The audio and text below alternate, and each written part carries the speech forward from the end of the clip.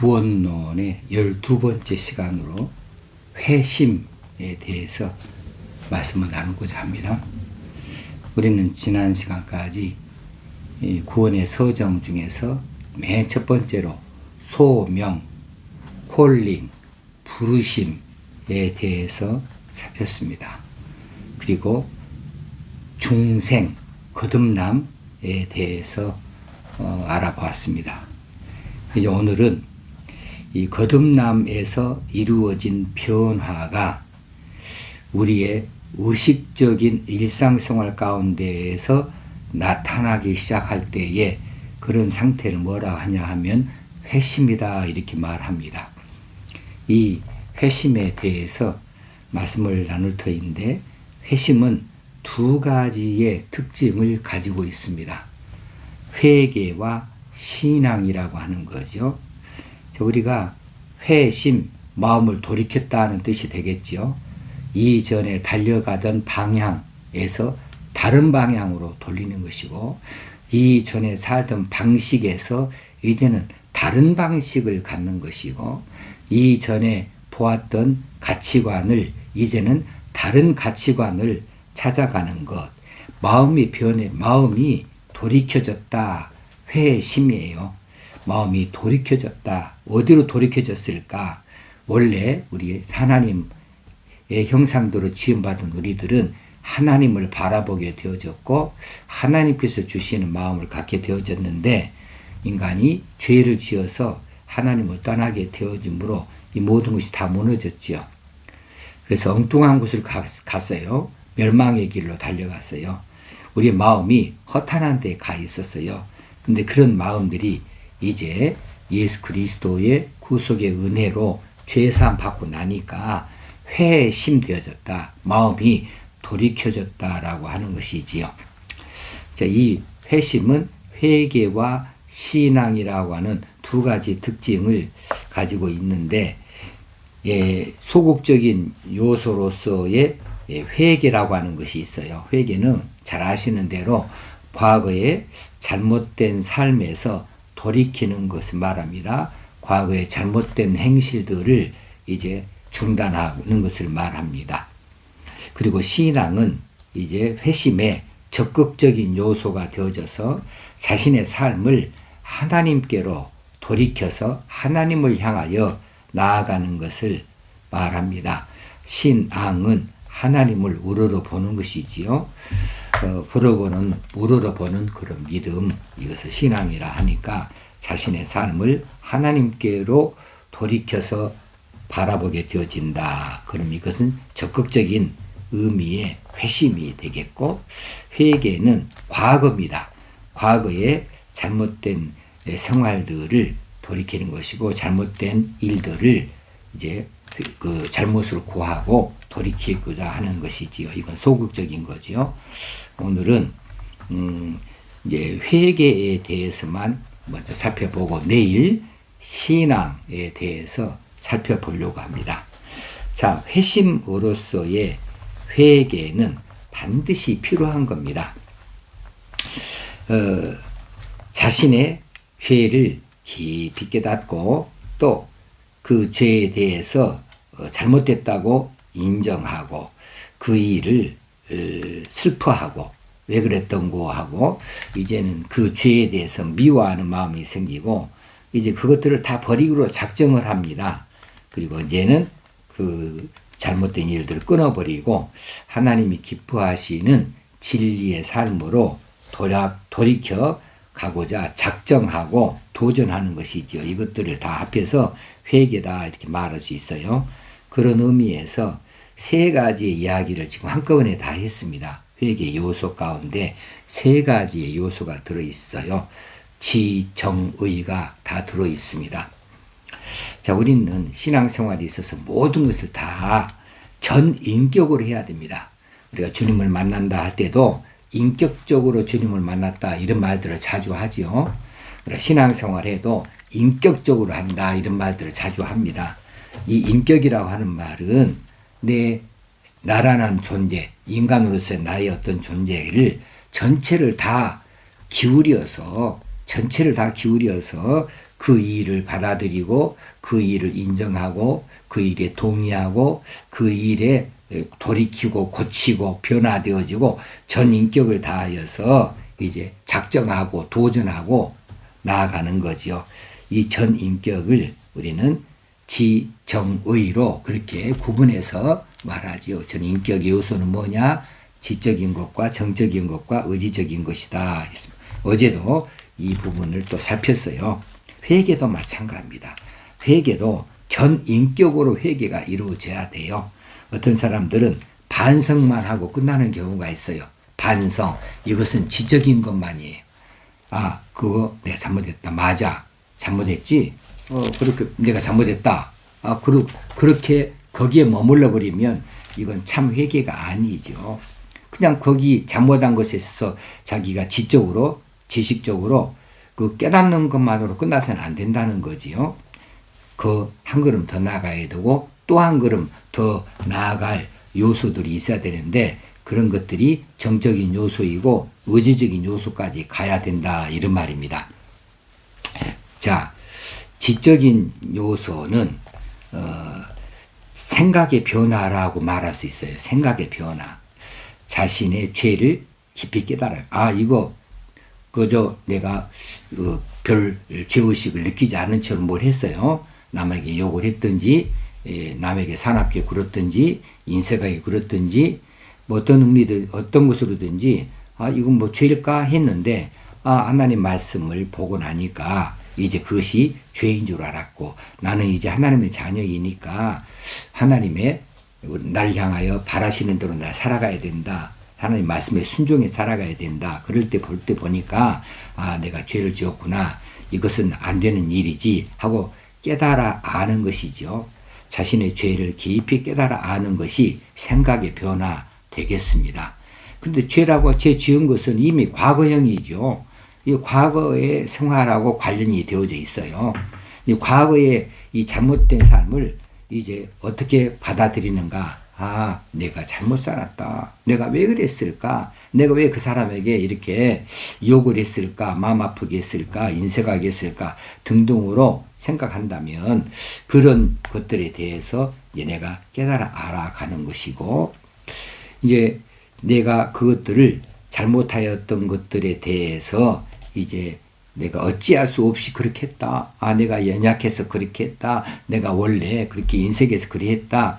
여러 가지 것들을 생각하면서 자신의 무능력한 삶을, 이전에 잘못된 삶을, 그런 것들이, 아, 이걸 그렇게 살았더라면 나는 절망의 길이었다. 이것은 정말 하나님 앞에 크게 잘못한 것으로 저주받을 일로 나아갈 수밖에 없었다라고 깨닫고 알게 되어져서 그것들은 더 이상 해서는 안 되는구나 하고 아는 거죠. 이거 지성적인 요소라 할 수 있겠습니다. 두 번째는 이제 감정적인 요소가 되겠습니다. 지은 죄에 대하여서 감정적으로 받아들이고 변화를 일으키는 거예요. 감정의 변화가 되어지는 거죠.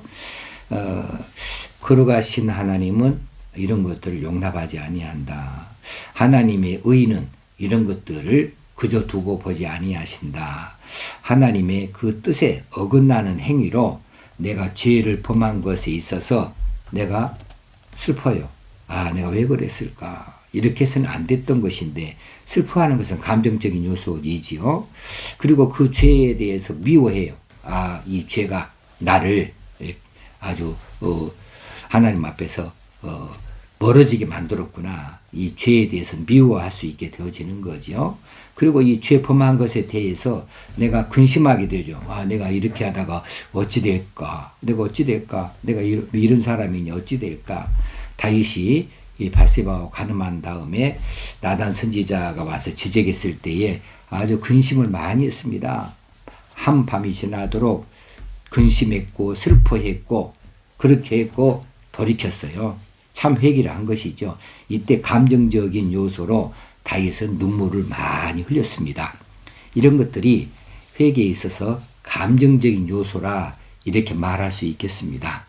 우리는 회개는 해도 이런 감정적인 요소가 좀 부족한 것들이 저러 있지 않는가 싶어요. 그냥 하나님 그 잘못됐습니다 하고 그냥 넘어가고 앞으로 안 하면 되지 이렇게 그 감정적인 부분들이 드러나지 아니한 채 이렇게 회개했다 이렇게 말하는 경우들이 더 많이 있는 것 같습니다. 그런데 참으로 회개하는 사람들은 그 일에 대하여서 억울해하고 내가 왜 이렇게 했을까 자신 행위에 대해서 억울해하고 감정적인 요소죠.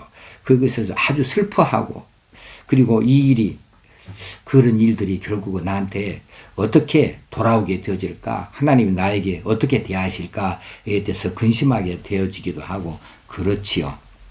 자, 고린도후서 7장 9절 10절 말씀에 이 감정적인 요소에 대해서 말씀이 나옵니다.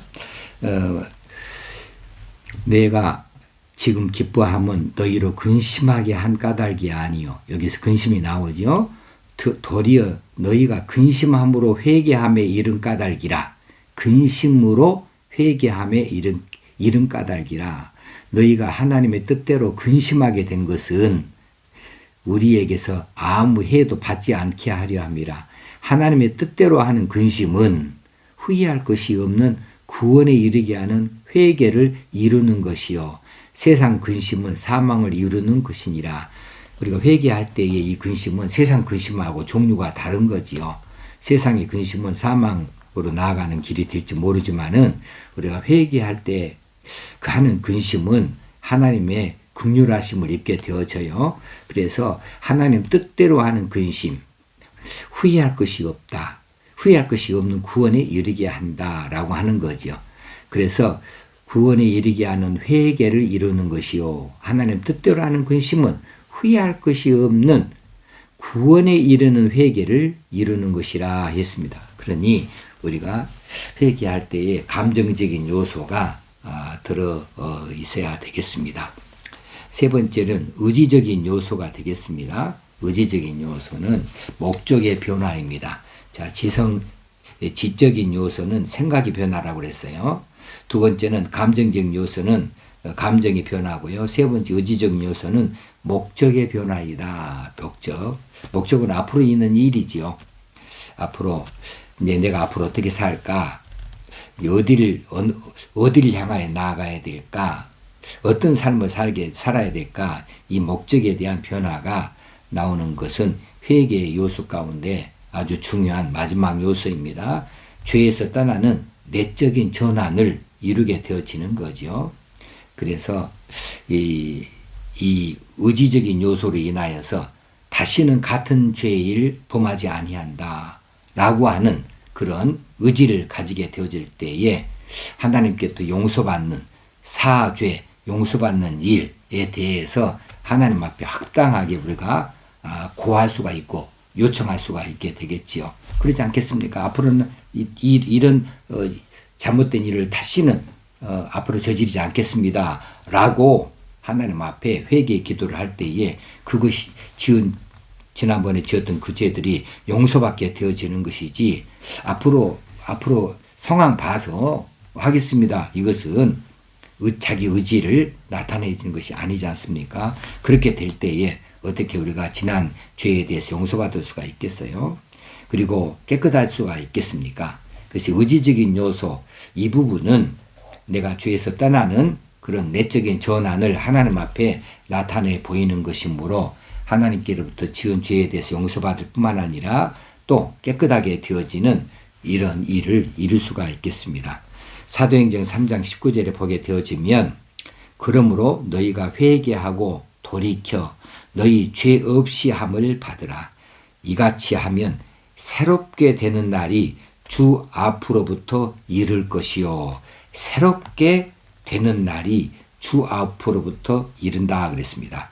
너희가 회개하고 돌이켜서 너희 죄 없이 함을 받으라.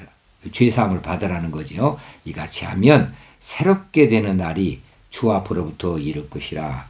어떤 그런 같은 범죄의 자리 똑같은 상황이 닥친다 할지라도 우리가 그 죄의 유혹에 넘어가지 아니하고 이것을 죄를 이길 수 있는 날이 우리 있게 될 것으로 말씀합니다. 자, 그래서 이제 이 회개의 요소 가운데에서 지적이고 정적이고 의지적인 요소를 말해봤는데 여기에 우리가 잊어버리지 않기 위해서 비단 이 회개만이 아닙니다.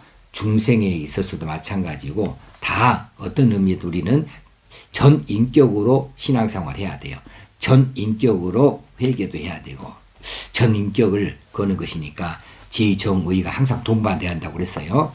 자, 이 다음에 이제 회개의 필요성과 결과에 대해서 말할 때에도 이 부분이 또 나오게 되겠습니다. 지적이고 정적이 의지적인 요소가 회개의 요소 세 가지 지적, 정적, 유지적 이것을 안 잊어버리게 제가 한 가지 예를 들도록 하겠습니다.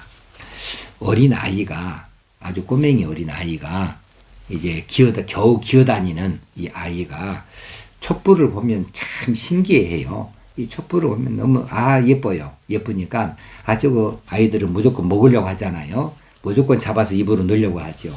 촛불을 보고 너무 예쁘다 생각해서 이제 이 촛불 앞으로 다가갔습니다. 너무 예쁘다. 그것은 지금 자기가 바라보는 눈으로 바라보는 그런 자신의 생각 부위에 그런데 이 생각이 맞지 않았어요. 이것을 먹어야겠다 하고 손으로 촛불을 잡는 순간에 아이고 뜨거워라 느낍니다. 자, 예쁘다 하는 것은 생각이었어요. 자기 생각입니다. 그런데 이것을 잡아 먹고자 해서 촛불을 손에 딱 잡는 순간 뜨거워라. 이건 감정적으로 느끼는 거죠. 느낀다. 그러면 그 다음에 이 아이가 어떻습니까? 손을 얼른 떼지요. 초에서부터 손을 떼지요. 그리고 이 아이가 이 다음에 어떻게 됩니까? 똑같은 촛불을 갖다 두어도 결코 촛불 앞으로 다가오지 않습니다. 무엇이 작동했습니까? 의지가 작동했습니다. 의지적으로 이제는 저건 보기는 예쁜데 먹을 것이 아니다. 저 손대는 날에는 아주 뜨겁다, 고통스럽다. 그것을 알았어요. 그래서 이제는 안 한다라고는 의지가 생기게 된 거지요. 그래서 지적인 것이 생각의 변화가 일어나 버렸습니다. 그것이 회개지요. 감정적인 요소로 뜨겁다. 이제는 이 뜨거운 것을 다시는 내가 당하지 않으리. 이런 감정의 변화가 나온 것이고 의지적인 요소로서 이제는 그 초는 내가 결코 먹으려고 달려들지 않겠다. 그래서 의지적인 요소가 나와서 회개를 확실히 이룰 수 있다라고 볼 수 있겠습니다. 자, 그러면 이제 우리가 지금 회심을 보고 있습니다. 마음을 돌이킨다. 마음을 이제 하나님께로 돌이킨다는 겁니다. 이 마음을 돌이킴에 있어서 회개가 꼭 필요하냐? 회개의 경험이 구원에 절대적으로 필요하냐? 한다면 답은 그렇다 하는 겁니다. 그렇다. 그러니까 어린 아이가 아닌 경우에 무엇이 죄이고 무엇이 죄가 아닌지에 대해서 잘 모를 때, 그럴 때에는 그 아이에게 회개를 말할 수가 없어요. 자신 이성이 그것을 깨달아 알지는 못하니까 그렇죠. 그러나 하나님 말씀에 지성적으로 반응하기에 충분한 나이가 된 사람들, 이런 성숙한 사람들, 이런 장년층에 이르는 사람들에게 있어서는 과거의 죄를 회개하는 것이 꼭 필요합니다. 이 과거를 회개하고 이제 그런 잘못된 것들을 돌이키고자 하는 이런 새로운 의지를 갖게 되어지는 것이 구원의 조건이 되어줄 수 있어요. 자, 누가복음 13장 5절에 보면 예수님께서 실로암 망대가 무너져서 18명이 죽었을 때에 예수님께서 그것을 예로 들면서 말씀하신 적이 있어요. 너희도 만일 회개하지 아니하면 이와 같이 망하리라 했습니다. 회개하지 아니하면 이와 같이 망한다. 우리가 회개하는 것은 그리스도인으로서는 또 믿음을 가진 신앙 가진 사람으로서는 반드시 필요한 일입니다.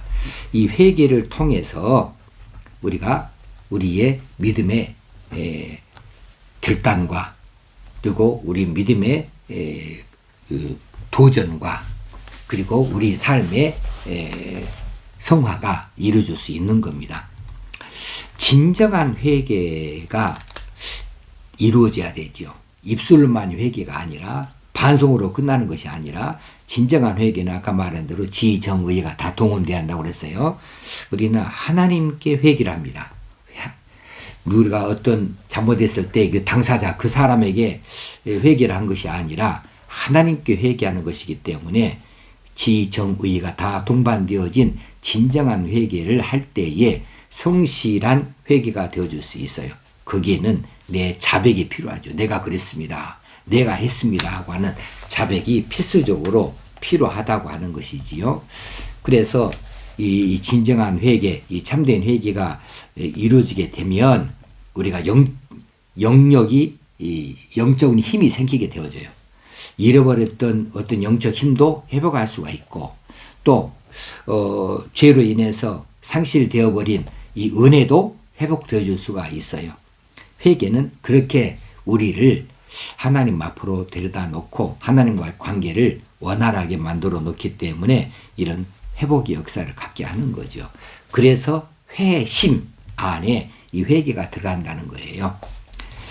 이제 이 참으로 회개한 사람들은 다시는 죄를 짓지 않겠다고 결심하고 결단하고 죄에 대해서 대항하고 항상 깨어 있도록 하는데 그때에 내가 입술로 고백을 하고 하나님 앞에 지, 정, 의를 다 동원해서 확실하게 성실한 자백을 하고 진정한 회개를 하는 사람이 되어진다면 이제 하나님께서 그 사람에게 힘과 능력을 주시고 더 믿음을 굳건하게 하셔서 다시는 죄를 짓지 아니하도록 그렇게 도와주실 수 있다는 겁니다. 마태복음 3장 8절에 보면 세례 요한의 설교가 있는데 그 설교에 회개에 합당한 열매를 맺으라 그랬습니다. 회개에 합당한 열매를 맺으라. 우리 회개는 그냥 던져놔버린 것이 아니라 그 내가 회개했으면 거기에 대해서 열매가 맺히기 위해서 다시는 그 같은 동일한 죄를 짓지 아니하도록 해가는 것이지 이것이 합당한 열매가 되겠지요. 이제 우리가 회심, 마음을 돌이킨다라고 할 때 회개가 먼저 필요하다. 이것은 소극적 의미에서 회개가 필요하다 하겠습니다. 내일은 적극적인 의미에서 신앙을 살펴보도록 하겠습니다. 오늘도 하나님이 주신 귀한 누구 복된 날, 즐겁고 감사가 넘치는 날 되어줄 수 있기를 주의 이름으로 축원합니다. 감사합니다.